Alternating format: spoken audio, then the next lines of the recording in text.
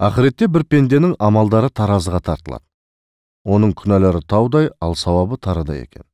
Періштелер оны тамұққа алып бара жатқанда, Мұхаммед пайғамбар олардың жолын кескестеп: "Тоқтаңдар, сендердің алып бара жатқан адамдарың менің үмбетім. Оны дәл қазір жіберіңдер" деп шаужайына жармасады. Сонда періштелер іркіліп: "Я Алланың хабибі Мұхаммед, бұл пенде күнә мен қылмысқа белшесінен батқан, адал арамның бәсін білмеді, сондықтан мұның ендігі мекені жаһаннам ғана" дейді. Пайғамбар оған көнбей: "Ендеше таразыға тағы да бір тартып көрейік" дейді. Періштелер не істерін білмей дағдарып қалған кезде Жаббар хақ: "Хабибім не айтса соны істеңдер. Құлымды тағы бір рет безбенге салыңдар" деп бұйырады.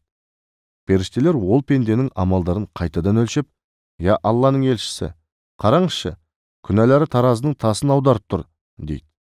Пайғамбар сол кезде таразының екінші табағына бүктелген қағазды қояды. Сол-ақ екен, сауаптары көбейіп, күнәсі құрт жегендей азайып кетеді. Мұны көрген періштелер аң-таң қалады. Әлгі адам пайғамбардың аяғына жығылып: "Я пайғамбар, мен өмірімді кәсіптің соңында жүріп құр өткіздім. Жан баласына титтей жақсылық жасамап едім. Сол ниетім мизамда алдымнан шықты. Бірақ сіз шапағат етіп мені құтқарып алдыңыз.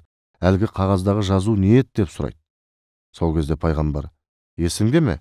Бірде салауат айтып отырған бір ізгі жанның қасынан өтіп бара жатып, сен де ерніңді жыбырлатып салауат айтқансың.